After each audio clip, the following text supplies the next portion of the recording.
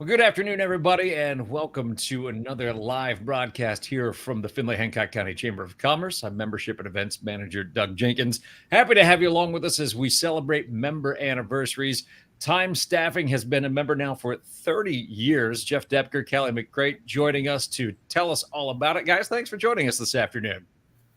Good afternoon. Good afternoon. So, Jeff, I know you're having the same weather we are here, where it's a little more dreary than it has been the past couple of days. I guess they can't all be beautiful fall days, but Kelly, what's it looking like in Tennessee right now? Oh, it's sunny and 75. Perfect, beautiful afternoon in the South here. So pretty sure that's a country song, if I'm not mistaken. So, let's talk a little bit about the history of Time Staffing and its role here in Findlay and Hancock County. Jeff, we'll start with you. How did this all get started?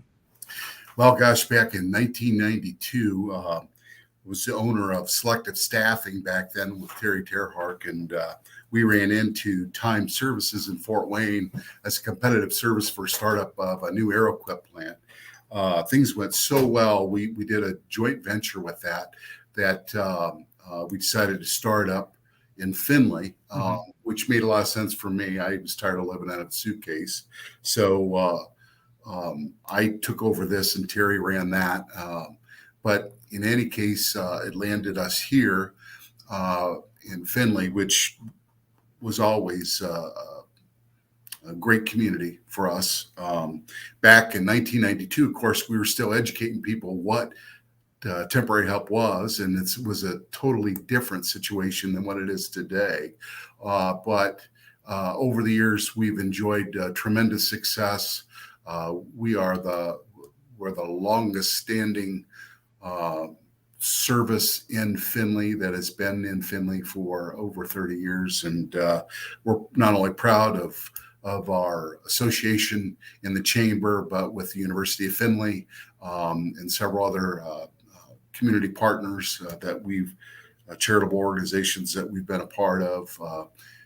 It's just great community, great place to do business. And we've come a long way in 30 years. So actually, at the beginning of 2022 this year, I decided to spend a little bit more time in Florida with my fishing pole. So Kelly was good enough to give me a call and show some interest. And we vetted several companies, and they were the most similar to us in not only the type of communities that they operated in, but the people that they employ, the value that they put on their employees, the investment that they make in their staff. It was just really a good marriage, and I felt very comfortable and still do with regards that Kelly and his group has actually taken over Time Staffing now since January. But it's been really good. It's been good for our staff. It's been good for our employees. So it's been a great handoff. With that, I'll give it to Kelly. Speaking of handoffs, Kelly, that brings us to you. What made Time Staffing here in Findlay an attractive acquisition for you? Well, it's, we've been doing the staffing industry a long time, just like Jeff and Time Staffing. And as soon as I met Jeff, there was an instant connection. It felt like, I know I've told him this multiple times, it felt like we were trained by the same person as far as the way we looked at customers, workers' comp, risk management, accounts receivable, business operations, sales. We used a lot of the same vernacular, and we just kind of approached, the business the same way. We're a service business. We don't want to be a commodity, and we want to have those relationships in the towns that we're in. And that was immediately a connection that we had. Is I grew up in a really small town, and there's always an industrial park, and we have a lot of our offices in those small towns that nobody's ever heard of, and I was driving around when I came up there. I was driving around, and I don't know where I was. You guys will know this, but I went through Defiance, Ohio, and I'm like, yes, I'm home. That sounds like a good name of a town that would be in Tennessee, like Skullbone or something like that. And and just I met his team, met his people. They were very cultures. We've done several acquisitions, and it's always about the culture of the companies. And Jeff had done such a good job of creating a great culture with Time Staffing in all of his locations that it made the conversation that's when you start about merging companies and doing acquisitions, it made it so much easier when you felt like the cultures were aligned. Mhm. So let's talk just a little bit about the businesses that you serve. We don't have to name the businesses that you Yeah. serve, but are there certain industries that you're more targeted towards, or is it all across the board? So under the Hamilton Riker umbrella, we have different brands, and so we have about 40 locations across the U.S. We do a lot in the automotive staffing sector. A lot of manufacturing. The term we use in the industry is called light industrial. So we don't do construction and things like that. But anywhere there's a warehouse, and like I Mhm. said, an industrial park, machine operators, pick pack, welders, forklift drivers. That's a big part of our business in Ohio with Time, and down in the South with Hamilton Riker.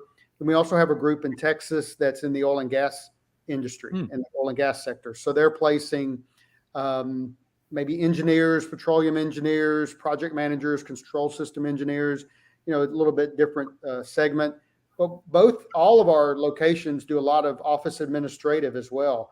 And it could be accounting, legal, just general clerical administrative. So we really try to, we put ourselves out as a staffing and recruiting company, and there's so many great things that we can do.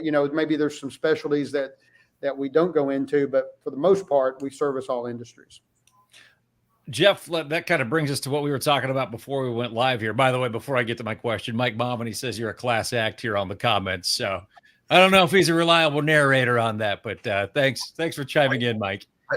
I trust Mike. Tell him thanks. The payoff will be large, I'm sure. So, So Jeff, go we ahead. did talk a little bit before we went live here, just about what staffing looks like in 2022, and certainly we've all been kind of sideways the last couple of years trying to solve the issues that we're going through. But it really sounds like you guys are having positive momentum in this world right now. Just tell us a little bit about what's going on within your industry and how Time Staffing has really been able to navigate these waters. That was a really long question, but I think we got there. No. It's talking about how I opened in terms of how staffing arrangements have evolved and changed so much over the years.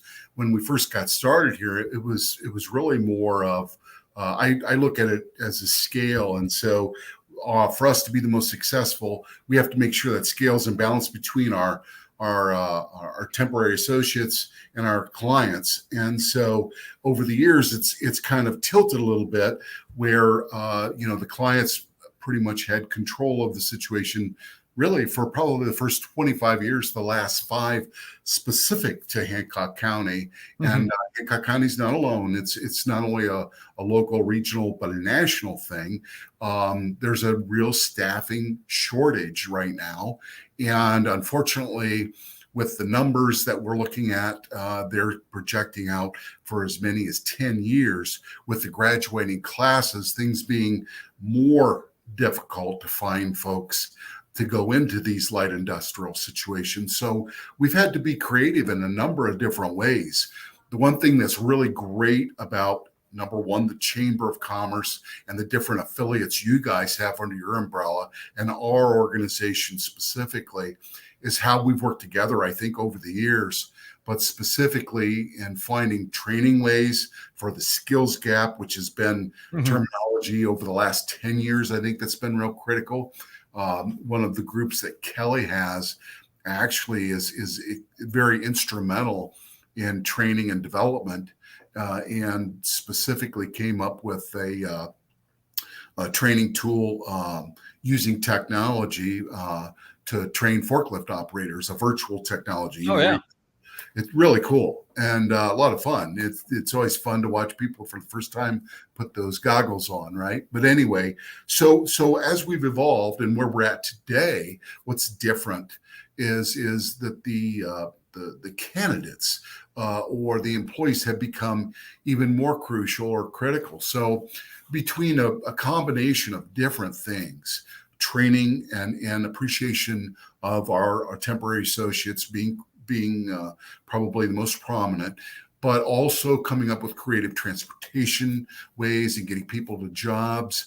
I think, we've worked very hard to find ways to say yes. And I think that's probably the critical thing, Doug, from what I've seen change And one of the things we've tried to rise to meet the occasion to get our clients in the best position we can, so that they're not 30, 50, 70 short, So Kelly, what might you add to that? I mean, I know, like you said, you guys, I've been 30 years, you guys been at 50 years. So. Yeah. I think the thing that with going through the pandemic, people, a lot of people stop coming into your offices physically, right? So we're trying to figure out how to use, people want to apply for a job on their phone, right? So Yeah. how do you use technology to get them to you? But you've still got to have, and Jeff and I believe this, you've still got to have that face-to-face, right? I mean, you've still got to, when you're asking someone to go work, especially in a factory or in an industrial setting, you've got to be sure that they're able to physically perform the work, that they're not going to get hurt, that they have the experience. And it's so hard to do that. It's almost impossible to do it over the phone, and even video chat is just not the same. But, people, they're not just walking in the doors like they used to, right? They're so hard to get. There's more jobs than people. I think we all know that. Right. That's a common theme around here. So trying to use the technology to use that piece of it, but yet still have that high touch feel, so they're part of our company and they're going out to our clients. I think we're all trying to figure that out, right? That most definitely, but I imagine that's helpful in establishing relationships, not only with potential clients for time staffing, but for potential people to help staff them with. So I think the efforts is well spent. So with that said, if anybody's looking for some staffing services or perhaps looking through a job through time staffing, what's the best way to get in touch with you, Jeff? First of all, our website, it's 24/7. It's available out there on the web, www.timestaffinginc.com. That would be the first place I would check. As Kelly mentioned, it's very important that we add the personal touch, and this is a big decision for people. And what makes us different, I really believe, is our staff on the inside and their ability to relate people to the best position they can be put in on jobs that we have available, give them advice, give them pointers in terms of what they need to do to be successful. We have a great track record locally of really having more people hired by our staff and clients than any other service. It's one of the particulars that I'm really proud of. We actually went through a third party and were named the top staffing provider in Northwestern Ohio. Very cool. So those are all great points. But I think they've got to experience it. Like Kelly said, the personal experience of coming in and meeting with our staff, touching base with them, and understanding that. I think that's what makes the difference, is the people on the front lines for us inside our offices. Kelly, what might you add? Oh, definitely. I think that, again, go back to the culture of our companies, both of us. It's all about that successful interaction that you have with a candidate coming in. And, our job is they're coming in looking for work, and we have different jobs and figuring out what's the best for the client and best for the employee. So, we're the broker, we're the middle person trying to make that good match. You put them in a good environment where they're going to be successful and maybe eventually get hired on, by that client. So that's the key to it.